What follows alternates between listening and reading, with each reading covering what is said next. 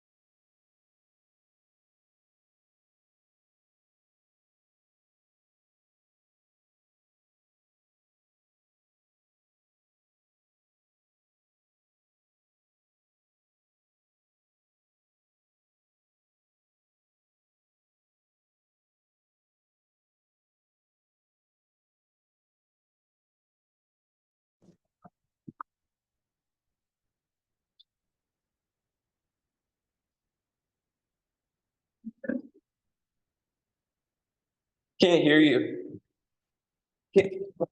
When you were in middle school. There he is. Welcome. Glad to have you. We'll start here in just a second. Yeah. Eric was giving us a little recap. So that's. All right.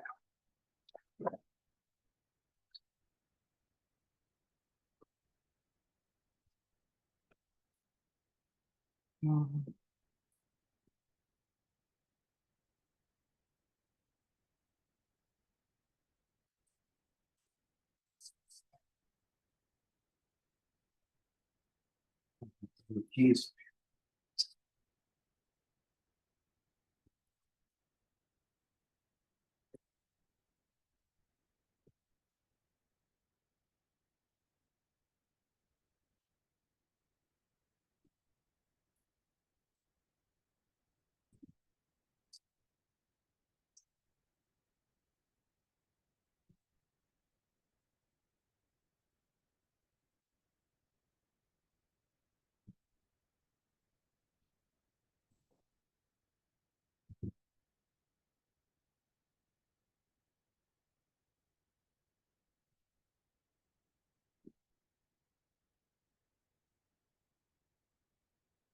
do you wanna do something? She's like, what? I go, can we not do like what we would normally do in Vegas? Can we just go to Vegas and get a hotel room and like see 2 shows and then just eat food and then come home? Like skip the going out and getting crazy and Skip the gambling tables, and the gambling, yeah, the all this shit. Like, let's just go to like Baller 2 lifestyle. concerts and eat amazing food for like 48 hours. sold. Because they have other bars that you can go there too, where they don't serve. And then your food tastes even better. Right, that's what I'm saying. Like, I don't need The pizza tasted That's better. what I'm saying. They have a bar that is our bar in Colorado. It's not a bar, where- It's a lettuce bar. Yes. Too Where they have Lettuce. it's Way too mocktails, but they are. yes. with My lettuce. favorite kind. But then you go there. Not that kind of lettuce. Mason got excited. See, look, no. No, that's called. Well, it's actually. I'm Vegas. about to out. Okay. Yeah. Yeah. Yeah, last time we were there, there's walk down the street. The thing now. It's available. It's out there. We are out here. Kansas City is also very much that way now. I found that out. I didn't know that. But they've been in for like a year. I didn't even know. Surprised. So guys, good morning. It's good to see everybody today. Sorry, I'm not gonna do that. I'm not gonna keep doing that. I'm not gonna keep doing that. Does got some popsicles in the cell? No, I'm sorry. Okay. Maybe Market Company. I apologize, Mark. That's not real. It's not really me. It was the guy's not even black. Guys, happy Thursday. Glad you guys are all here. First off, really quick. Anybody have any wins? Anything good going on? There's a lot good going on that I've been hearing about, but good. Keep it quiet over. I sold 2 houses. Whoops. Sorry. Accident. Okay. Who'd you sell houses to? No, I'm sorry. These are listings. 2 listings. Who'd you sell houses for? You've heard the stories. Is this boyfriend, girlfriend? Boyfriend, girlfriends are now both officially gone. And then the other one was the couple that, the military guy, they're getting divorced. Mm-hmm. We got that under contract. Love it. Love it. House under contract tonight. 48-hour right of refusal though, so it's gonna remain active. Yeah, love that. Why don't you tell us just really quick, 48-hour first right of refusal? What is that? How did that happen? Because somebody's going to encounter that, and I'm sure somebody would love to know what the heck that means. So in this particular case, he was very reluctant. They've had a situation that came up in the past where they had a home sale contingency and they ended up having to sell a house 3 times. And so contingency had to sell it 3 times. Yeah, so he was like really reluctant to take it. And I explained to him that he's in better hands now and I don't have work these. And so what we did is not only did we research the house to make sure that it was something that would sell, it was priced correctly, which it is, and it would. But also we put the house we leave the house on the market, and I put this in the contract very specifically. We're leaving the house on the market for showings and offers, but it's backup offers only with the 48-hour right of refusal. So if somebody comes in the door and says, hey, we want to make an offer, they need to be more aggressive than the offer that we already have in place, or else it's not worth anybody's time. And B, we have to give the other people 48 hours to remove their home sale contingency and move forward with that attached to the contract, or we can take the other route. Love it. Love it. Love it. So what it does is it allows us to get a great offer in hand and use that offer to bring any other offer to a higher number if they come in, or at the very least, have a great offer up front. So anytime you have a home sale contingency, you can put a 48-hour right of refusal on, especially if it's in the first weekend. Then you can work out the next week or 2 or 3 or whatever it is until that home sale contingency is removed, to try to use the first offer to bring in an even higher number. Love it. Love it. And next coaching call, I want you guys to make sure you ask Eric how he deals with the conversation when the client's like, hey, since that other offer was higher, can we make our first offer come up higher? You can ask Eric how to deal with that on the next coaching call. We'll talk about it later because he was like, I'm ready for it. I'm ready to fire in, but it'll be a really good conversation for us to get into. So love it. Congratulations. Love when we get houses. So exciting. Love it. Any other wins? All right, ladies and gentlemen, in the spirit of Thursday, I want to give you a chance to check back in with your accountability partner. This week, we talked about doing 2 things specifically that would move you closer to your goals. And I want this to be an opportunity for you to just reconnect with your accountability partner. Did you follow through on those things that you said that you would do? Okay, so if they're in the room, go find them in the room. If you need to get them on the phone or get a phone call or a FaceTime going, get a phone call or FaceTime going, wake somebody up, pull them out of bed, do what you got to do, but let's get a little bit better today. Don't do it. Don't do it. Do it. You can do it. Put your into it.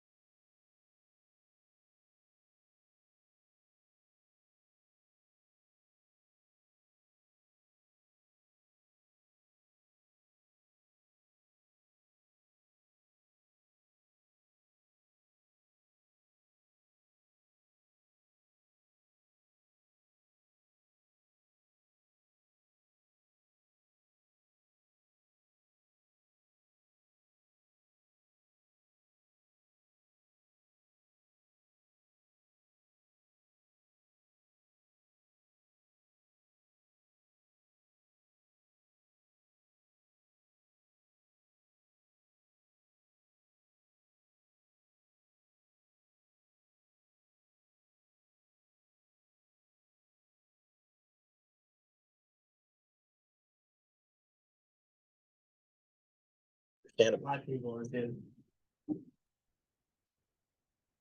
Ladies and gentlemen, I got a proposition for you. I got the proposition for you. Today we can talk just a little bit more about some of the magical sales hacks that exist in the world. Or we can talk about a magical hack for you as a human being in your life that may translate into sales, relationships, life in general, whichever.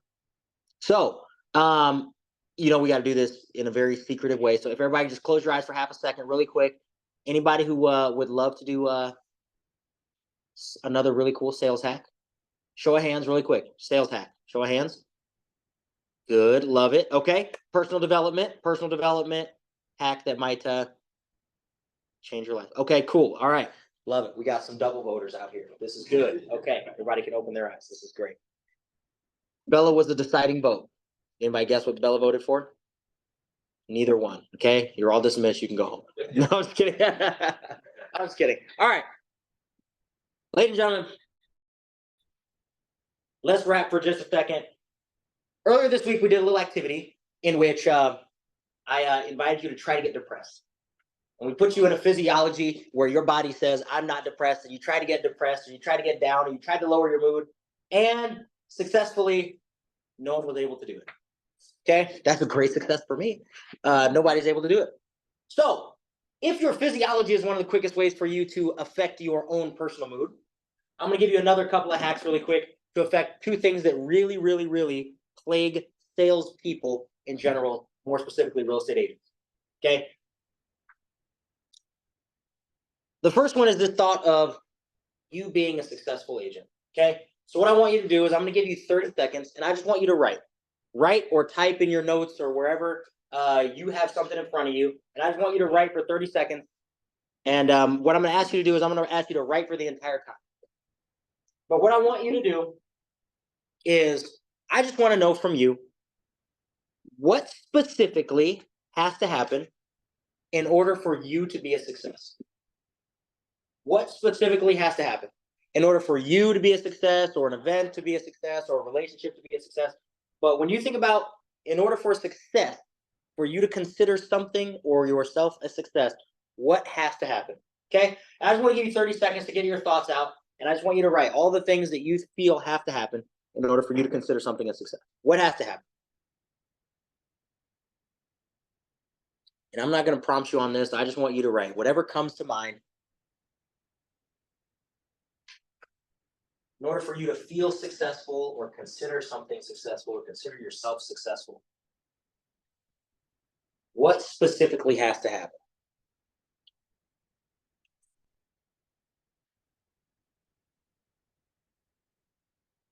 Good. There's no right or wrong answer here. Just what in your heart of hearts, if you really thought about a time where you were successful, where you felt successful, you knew without a shadow of a doubt you were a success at something, on some day, at some level, some venture.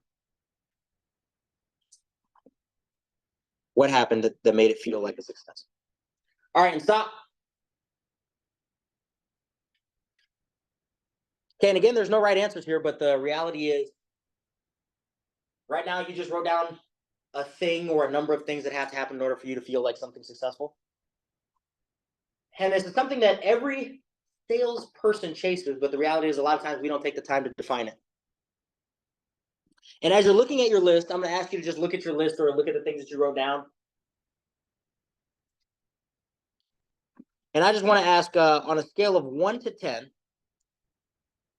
how 10 being extremely easy, 1 being extremely difficult. Okay. 10 is extremely easy. 1 is extremely difficult. How easy is it for you to hit the things that are on your list? On a daily basis, on a event basis, on a call-to-call basis, on a task-by-task basis, on a scale of 1 to 10, how easy is it for you to hit that?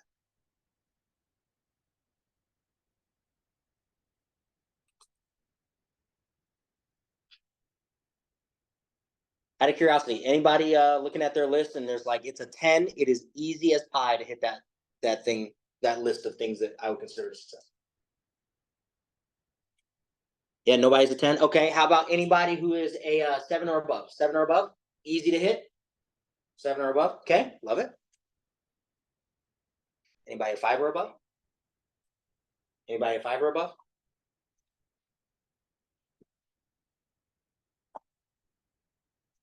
And my question to you is, because for most of us, we make this thing very, very difficult to attain. We make success very, very difficult to attain.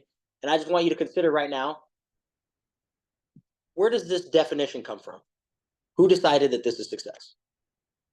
Was it your parents? Was it you? Was it some boss that you had way back when? Now, really, really think about it, because I know the quick impulse is I decided, but really think about it. Where did it come from? Did it come from standards that came from old coaches, from like I said, parents, siblings, cousins, brothers, uncles? Did it come from television, Instagram, TikTok? Where did this standard for what does success mean? Where did it come from? I feel like it's an individualized definition. I agree with you. For you, where did it come from? Where did it come from for you? I just want you to consider this for just a second. And now I'm going to challenge you. Because success is something that I think we can all agree is a good thing to feel. Yes? Can we all agree on that? Yeah, success is a good thing to feel, to strive for, to be at. And yet the problem is some of us have set our level of success so high that it is hard for us to get to it. So I'm going to challenge you. Whatever number you rated that on a scale of 1 to 10, I'm going to challenge you. What would it take to cut that in half? Could you redefine what it takes for you to be successful, so much so that it became much easier to hit? So much so that instead of it being a 3 likeliness that you get success, you make it like a 7 or an 8. You make it much easier to hit. What specifically has to happen for you to be a success? And let me give you an example. Because for me, myself, I grew up in a household, military dad, and mom who was the first in her family to graduate from college. So she had like crazy high standards. And dad's a Marine, so he's just like, I don't even need to say more. You guys understand. Okay. So standards were really high. I got standards from them, and it was very, very difficult for me to succeed. 4.0, not good enough. You need 4.2, right? Winning a game, not good enough. You should have had 25 points, right? Like there are a number of standards. You were great in school, but you weren't first in your class, not good enough. Okay. So a number of standards are really, really high. Which you go through life and you don't get to experience enough success. It sucks. It sucks for everybody. So I've been able to redefine success for me is, in order for me to feel successful or to be a success, only one thing has to happen. The only thing that has to happen is I have to learn something. That's it. I don't have to win. I don't have to be better than anybody. I don't have to hit a certain number of anything. I have to learn. If I learn, that was a success. That day was a success. That phone call was a success. That phone call was a success. That game was a success. The only thing that has to happen is that I learn. And the beauty is, by just lowering that standard, I find success a whole lot more, and yet all the results are still there. The high achievements in school, the winning in sporting events, the competitiveness that comes along with just about everything that my life is involved in. Okay? Because we have this illusion that if you feel success, you're going to lose like that edge or that drive to keep pushing for more, to keep doing more. And it's really not. It's really just not true. For those of you guys, any foodies out there? Anybody a foodie? Anybody like to eat food? Yeah, everybody except for Alex. As long as it's not salmon. It doesn't have to be salmon now. Anything else, okay? But imagine your favorite food, when you take that first bite and it is like mouth-watering, fantastic. It makes you do like a little dance in your chair. Imagine you take that first bite. Does taking that first bite make you want more of the food or less of it? More, almost always more, because that bite is so good and so fantastic. And yet we think success works the opposite way, where you get that first bite and it's going to make you less hungry, less ambitious, less willing to strive for the things that you got to do. So I'm just going to ask you right now, I'm going to ask you to take 30 seconds to just redefine it. Can you lower the bar of what it takes for you to be successful? Can you define it in a way that is easy to hit so that you hit success more often? so that you get what we call that blissful dissatisfaction, where that bite of success actually makes you hungrier to get the next success, and it will actually keep pushing you in the right direction, in the same direction, in an even higher direction on the positive end, as opposed to trying to drag yourself through all of these failures, hoping to finally jump and hit a shooting star and catch one success. So I'm going to give you a minute right now, and I just want you to see if you can redefine success at a lower bar that is even easier to hit and yet will push you in the right direction. Can you redefine it?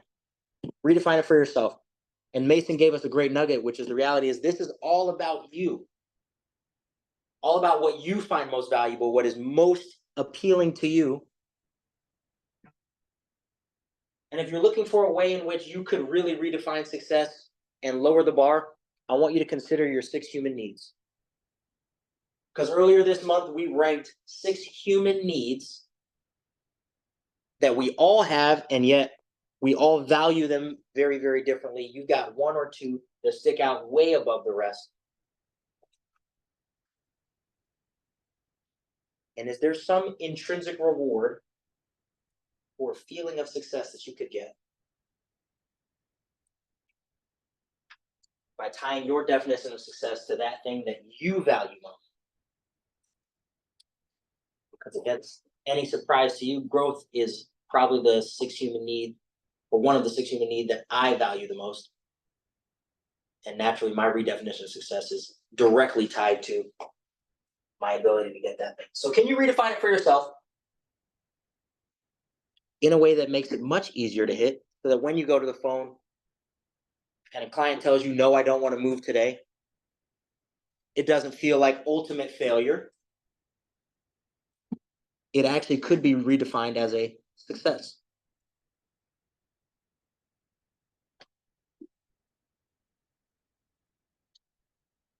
I'm going to give you 30 more seconds and just get really, really clear. Can you redefine this? And as you're redefining this, I want you to test it. Test it for yourself. Put yourself in a couple of scenarios that you find in your life. And would this pass the test? Would this validate it? Would this validate it on that next race, on that next transaction, in that next phone call, during that next class, in your next relationship, with your friends?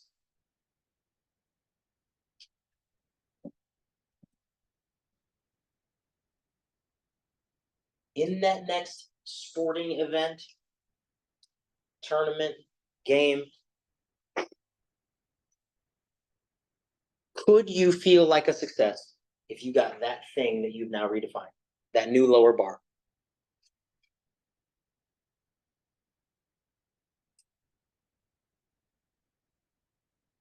Love it really quick. Was anybody able to come up with something that is a easier definition for success to hit? So much so that you might even hit it every day, or even a couple of times a day. Was anybody able to come up with a little better definition? Anybody?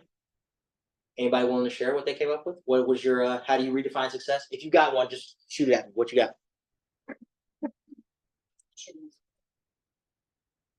Enjoy what you're doing.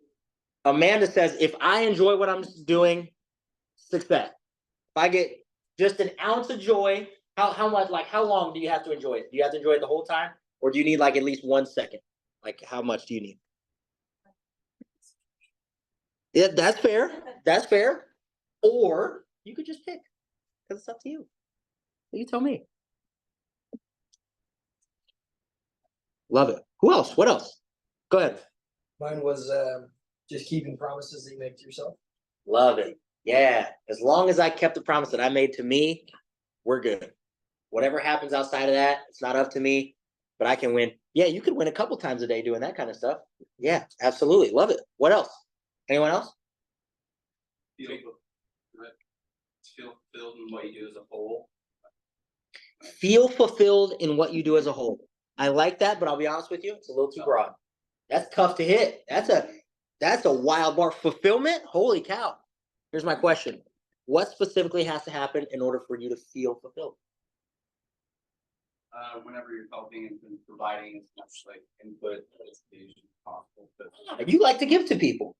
Love it. All right, I'm gonna lower your bar one more time. I'm gonna ask you to lower your bar one more time.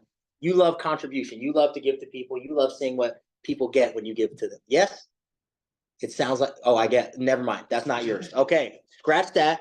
You're back to the drawing board. You got to find something that is easy to hit. Make it specific. Make it very, very easy for you to be like, yep, I did that. Undeniably, no question. Success. I win. Go ahead. Give me one. Take 3 actions every single day that move me closer to my end goal. 3 actions. Any 3 actions, as long as I take 3 actions the whole day, big win. Love it. Dig it. And you could even break that down if you want. Like, yeah, when I go to grandma's house next time, I'm gonna do these 3 things. Grandma's house was a success. What a great opportunity you've now presented for yourself to just that confidence. Love it. Love it. Be specific about this because the easier you make it to hit, the more you get these feelings of success. Okay. And I want to break these down into the reason why I asked you to break these down into little things is because to end the theme of magical hacks that we have this week, the reality about real estate is the quickest way to more deals and more money. Okay. I'm going to just give you the flat out. The quickest way to more deals and more money, the quickest way to more deals and more money is to not care about the deals or the money. I want to be very, very clear with you guys. The quickest way and the way to more deals and more money is to not care at all about it. So if you could get so clear on some little things that will make you feel like a success along the way that have nothing to do with the deals, that have nothing to do with the money, you will not only get deals faster, but you will get way more of them so much that you won't know what to do with all of them. And we get so tied into our definition of success or our original definition of success that we do all of these things and you're not successful until you put 5 deals under contract. And then you go try to put 5 deals under contract and your clients can taste that or they can hear it in your voice and they don't want to work with you. You just lost 4 opportunities. That's why the quickest way to more deals and more money, all this ties back into the magical hack of the quickest way to get to your results is to actually simplify what you think success is. To break it down to something that's so much easier for you to hit, that is very you-centric, so much so that you get fulfillment out of it. And because of you getting fulfillment out of it, the people that you serve actually want you to serve them even more. Okay. I told you this was going to come all the way back around. This is fantastic. This is good. As we wrap up today, I just want to remind you, we've got book of the month going on at 1 o'clock. So if you want to come back, we'll be talking about one of the greatest quick reads on our Meraki book list, greatest salesman in the world. Anybody get a chance to read it? Anybody get a chance to read it? Good. Okay. Love it. Love it. Even if you did or didn't, would love for you to be here. We got some fun activities. We're going to talk about the book. I promise I won't give any spoilers because there's some good ones in there. If you're a person who finishes books, let me say that. Yeah, if you don't get to page 60 and say, oh, I got the gist, I'm good. Or, the person who skims and hits the table of contents and you're like, oh, got it. I'm smarter now. If you read the whole book, there's some twists and turns along the way. So we'll talk about it. We'll get deep into that book today at 1 o'clock. So right here in this room, I think we'll be having that on Zoom and Facebook Live also. So if you need anything from us, we'll be around the rest of the day. Thanks for being here, guys. We'll catch up with you later. See ya.